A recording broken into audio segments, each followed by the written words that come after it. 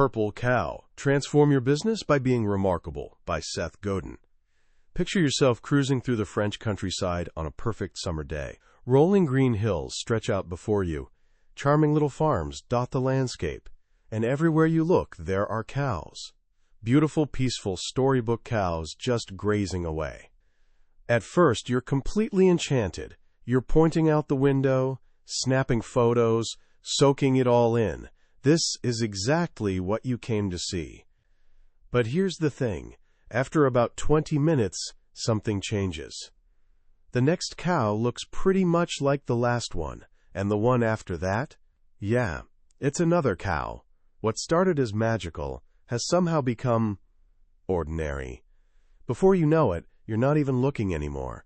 A whole field of gorgeous, perfectly behaved cows has become completely invisible to you. Now imagine this. Right in the middle of all that black and white, you spot a bright purple cow. You'd slam on the brakes, wouldn't you? You'd grab your phone, take a dozen pictures, and text them to everyone you know. For weeks, maybe months, you'd be telling people about the day you saw an actual purple cow. It would be unforgettable. This simple, brilliant image is at the heart of a book that completely changed how we think about business. It's called Purple Cow, and it's by Seth Godin, one of the most influential marketing minds of our time. The funny thing is, when he first wrote it, his own publisher turned it down flat. They told him it would never sell. Today, it's considered a timeless classic that's helped countless entrepreneurs and creators build things that actually matter. So let's dive into this powerful idea together. We're going to discover why the old playbook for success doesn't work anymore, and why the safest move you can make in your career or business is to stop playing it safe. By the time we're done, you'll understand what separates the forgotten from the unforgettable, and you'll have a whole new roadmap for making your mark on the world. This isn't just about marketing. This is about becoming remarkable. For most of the 20th century, the recipe for business success was straightforward and incredibly effective. In fact, it was so powerful that it literally built the modern world. Godin calls it the TV industrial complex. Here's how it worked. You'd set up a factory and create a safe, average product for average people. Nothing too exciting or risky. Think laundry detergent, breakfast cereal, or a sensible family car. Then you'd pour money into television advertising. Those commercials would interrupt people's favorite shows. And since there were only 3 or 4 channels and remote controls were barely a thing, people actually watched them. The ads created awareness and told consumers what they should want. As seen on TV actually meant something. It was basically a seal of approval. This awareness drove people to stores, which meant retailers gave you better shelf space. More sales meant bigger profits. And what did smart companies do with those profits? Buy even more TV ads. It was a beautiful, self-perpetuating cycle. Make average stuff. Advertise like crazy. Get distribution. Rake in profits and repeat. This is exactly how brands like Tide, Crest, Coca-Cola, and Kellogg's became household names. For about 50 years, this system was king. It was predictable, reliable, and almost foolproof. And today, it's completely dead. So what happened? 2 major shifts killed it. First, we ran out of actual needs. Most of us have the basics covered: shelter, food, transportation. The economy shifted from meeting our needs to fulfilling our wants. But here's the thing. We're running out of wants too. Godin calls us post-consumption consumers. We're drowning in stuff. The only thing we're actually short on is time.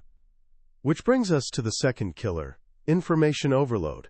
We don't have just 3 TV channels anymore. We have 500 channels, plus the internet, social media, podcasts, and about 1 million other things screaming for our attention. And our brains have adapted. We've become incredibly good at tuning things out. We ignore banner ads, fast forward through commercials, and automatically filter out noise, because we absolutely have to. The very foundation of the old system, being able to buy people's attention, has completely crumbled. Trying to market a new product today by shouting at the masses is like trying to fill an overflowing bucket with a fire hose. Most of it just splashes everywhere and disappears, completely unnoticed. This is our reality now. A world where most products, services, and ideas are essentially invisible. And in this world, playing it safe is actually the riskiest move you can make. The old rule was simple: create safe, ordinary products and combine them with great marketing. The new rule, according to Godin, is this: create remarkable products that the right people actively seek out. That's your purple cow. Something remarkable is literally worth remarking about. It's fresh, exceptional, interesting. It's the complete opposite of boring. Boring is a brown cow. Boring disappears into the background. And here's a crucial point that trips people up. The opposite of remarkable isn't bad, or even mediocre. The opposite of remarkable is very good. Think about it. When you fly somewhere, and the airline gets you there safely, on time, with all your luggage, do you call everyone you know to tell them about it? Of course not. That's just what's supposed to happen. It's very good, but it's not remarkable. But if the flight attendant served you a flaming dessert in coach, or if you landed an hour early and they gave you a voucher for a free flight, now that's worth talking about. Honestly, even if the service was so spectacularly terrible that it became a story in itself, you'd tell people about that too. Remarkable lives at the extremes. Very good sits in the middle, and the middle is crowded and invisible. So how does a remarkable idea actually spread? It's not random. There's a pattern to it, a kind of science.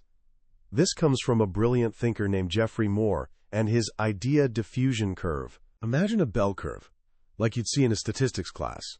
On the far left, you've got a tiny group called the innovators. These are the superfans who love new things just because they're new. They'll buy version 1.0 of anything, bugs and all. Right next to them is a slightly bigger and way more important group, the early adopters. These folks are actively hunting for solutions. They've got problems they're trying to solve, and they're open to new approaches. They're smart, they're respected in their communities, and they love sharing their discoveries. Then comes the massive hump in the middle, the early and late majority. This is the mass market. These are practical people who wait and see. They don't want something new. They want something proven. They listen to their friends, especially those early adopters, before making a move. Finally, on the far right, you've got the laggards. These are the folks who only bought a smartphone after flip phones stopped being manufactured. For decades, the TV industrial complex aimed everything at that big majority in the middle. But here's the game changer. The majority isn't listening to marketers anymore. They're too busy. And frankly, they don't trust ads. The only voices they really trust are their friends, especially the early adopters. This means if you want to reach the masses, you can't go to them directly anymore. It simply won't work. You have to start on the left side of the curve. You need to create something so interesting, so compelling, so remarkable, that the innovators and early adopters can't possibly ignore it. This is where Godin introduces another key concept, the sneezer. A sneezer is an expert or respected voice in a community who, when they discover something amazing, tells absolutely everyone. They sneeze the idea out, and it spreads like a virus, an idea virus, as he calls it. These sneezers are your most valuable customers. They're the engine of your growth. Your job isn't to market to everyone. Your job is to create something that a passionate group of sneezers will fall in love with, and then give them the tools and the story they need to spread the word. Let's look at some real purple cows to see this in action. Take the Aeron chair. Before it showed up, office chairs were boring, invisible commodities that purchasing departments bought in bulk. Then, in 1994, Herman Miller released this weird, skeletal mesh chair that looked like something from outer space, and it cost a whopping $750. For a traditional purchasing agent, this was definitely not a safe choice. It was strange and expensive. But for design-obsessed, tech-savvy early adopters in the 90s, it was a status symbol. It said something about who you were and what your company valued. One startup founder famously spent his first venture capital check on a dozen Aeron chairs. The story landed him on the front page of the Wall Street Journal. The chair was so remarkable that people who saw it couldn't help talking about it. The sneezers did all the marketing, and millions of chairs got sold. Or consider Dutch boy paint. For over a century, paint came in metal cans that were awful to carry, impossible to open smoothly, frustrating to pour from, and hard to seal properly. Everyone just accepted it as normal. But Dutch boy realized the can wasn't just packaging, it was actually part of the product, part of the whole painting experience. So they created an all-plastic paint jug with a handle, a twist-off cap, and a pour spout. It was simple, but in a mind-numbingly boring industry, it was a purple cow. Sales took off. Retailers gave them premium shelf space. The marketing wasn't in the advertising. It was built right into the product itself. This represents a profound shift in thinking. Marketing isn't something you sprinkle on a finished product anymore. Marketing is the act of inventing the product, designing it, building it in a way that makes it inherently worth talking about. If your offering isn't remarkable, it's invisible. In this new world, marketers aren't advertisers. They're designers. Now, if being a purple cow is so effective, why doesn't everyone do it? Why is boring still the default? The answer is simple: fear. When you create something truly remarkable, you're guaranteed to get two things: attention and criticism. Remarkable things polarize people. Some will absolutely love what you do, and others will hate it. The one thing they won't do is ignore it. From first grade on, we're trained to avoid this. We learn to color inside the lines, not ask too many questions, and fit in. We're taught to run schools and companies like factories, stamping out variation and defects. We learn that the safe path is to go unnoticed. But in a crowded marketplace, fitting in is failing. In a busy world, not standing out is exactly the same as being invisible. The great irony is that the very thing we do to avoid failure, playing it safe, is what guarantees it. Being safe is risky. Being boring is actually the most dangerous strategy of all. Look at the Cadillac CTS. When it first came out with its sharp, angular, almost aggressive design, plenty of car critics hated it. It was weird and polarizing. But people who were tired of boring, rounded, safe-looking luxury cars absolutely loved it. The car sold incredibly well and revitalized a brand that had become sleepy and irrelevant. The criticism was actually a sign they were onto something. So how do you find your purple cow? It's not about being outrageous just for attention. It's about finding an edge and leaning into it hard. Godin suggests looking at every aspect of your product: pricing, service, packaging, name, design, and pushing something to an extreme. What if you were the cheapest? Not just slightly less expensive, but radically, game-changingly cheap, like IKEA or Southwest Airlines. What if you were the most expensive, the most exclusive, the most luxurious?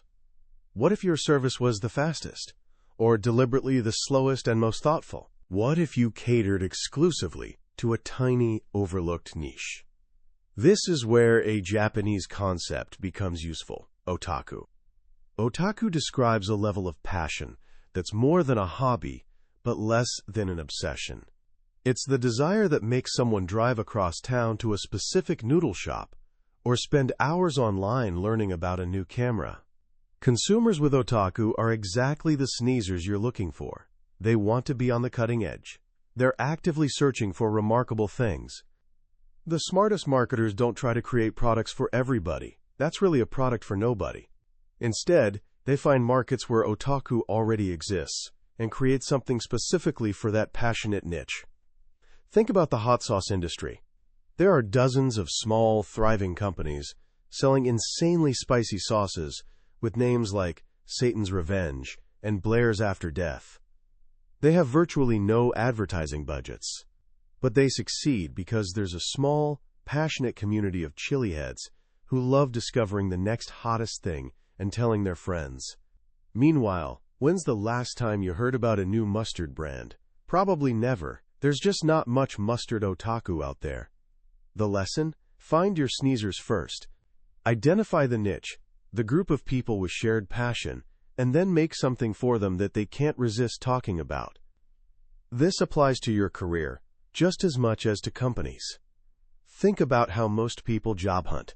They create a standard, safe resume and blast it out to hundreds of employers. This is just another form of mass marketing. And it's just as ineffective. It's designed to be ignored. Remarkable people, the ones with purple cow careers, don't do this. Many of them don't even have traditional resumes. Why? Because they spend their time, when they're not job hunting, doing remarkable work. They tackle the hard projects. They take risks. They build reputations that precede them. They become so good, so unique, that the right opportunities come looking for them. The sneezers in their industry recommend them without being asked. Career security doesn't come from being a safe, anonymous cog in a big company. That just makes you easy to replace. Real security comes from being exceptional, from being the person they can't live without. In your career, just like in business, being safe is risky. The path to lifetime job security is to be remarkable. This brings us to what Godin calls the magic cycle of the cow, a 4-step process for building a business in this new world. Step 1. Get permission from the people you impress the first time. When you create something remarkable and people love it, earn the right to talk to them again. Not to spam them, but to let them know when you might have another purple cow for them. Step 2. Work with your sneezers. Give them the tools and stories they need to spread your idea to the rest of the curve. Make it ridiculously easy for them to become your best salespeople. Step 3. Once your purple cow becomes a profitable success, recognize that its remarkableness will eventually fade. What was once new becomes normal. This is the time to milk the cow. Let a different team manage it, make it more efficient, and extract as much profit as you can. Step 4. Reinvest. Take the profits from your last success and do it again. Launch another purple cow. Fail often, fail fast. And understand that what was remarkable yesterday probably won't be remarkable tomorrow. Look at Starbucks. When it first appeared, it was absolutely a purple cow. It completely redefined what a cup of coffee could be. That initial burst of remarkable innovation let it grow into a global giant. Now, you could argue Starbucks is a bit boring. It's everywhere. But that first cow gave them the platform and the profits to build on. Their challenge now is creating the next purple cow to continue growing. The cycle has to keep spinning. Ultimately, the message of Purple Cow is both a warning and an incredible opportunity. The warning is that the old ways are gone. The world of safe products and massive ad campaigns is over. Clinging to that model is a recipe for slow, painful irrelevance. But the opportunity? It's enormous. Because most people and most companies are terrified. They're afraid of criticism, afraid of failure, afraid of standing out. They're addicted to the safety of the middle. This means if you have the courage to create something remarkable, to push to the edges, to serve a passionate niche, you basically have the field to yourself. The world is overflowing with brown cows, with boring products and forgettable services. What it's desperately hungry for, what people are actively seeking out, is something worth noticing, something worth talking about, something remarkable. A purple cow. As we wrap up our journey through Purple Cow, it's worth stepping back and thinking about why this simple idea carries so much power, especially for where you are right now. When you're 17, the world is feeding you all kinds of messages about success. Get good grades, fit in, follow the established path. Basically, you're being trained to become a very good, very reliable brown cow. And for a long time, that was actually solid advice. But as Seth Godin brilliantly demonstrates, that world has disappeared. The paradox we all face now is that the path that feels safest is actually the most dangerous. Blending in used to be survival strategy. Now it's a strategy for invisibility. The most profound lesson in this book, at least for me, isn't just about business. It's a philosophy for living. It's permission to resist the gravitational pull of average. It's encouragement to be weird, to be niche, to be gloriously and unapologetically different. It's understanding that the people who make real impacts are the ones willing to be misunderstood, at least for a while. They're the ones with courage to create something for the few, knowing that if they do it right, the many will eventually follow. So how can you start applying this today? You don't need to launch a company to create a purple cow. First, think about your own products, school projects, how you show up in clubs, the skills you're developing. Instead of just doing what's required for a good grade, what if you chose one thing and made it truly remarkable? What if you created a history project so interesting your teacher shared it with other classes? What if you organized a club event so unique everyone was still talking about it the next day? Don't try to be remarkable at everything. Pick your spot. Find an edge and push hard on it. Second, start noticing the purple cows around you. When you encounter a product, service, or person that truly stands out, ask yourself why. What makes them remarkable? Their design, their story, their generosity, their courage? Become a student of the remarkable. The more you recognize it in the world, the easier it becomes to create it yourself.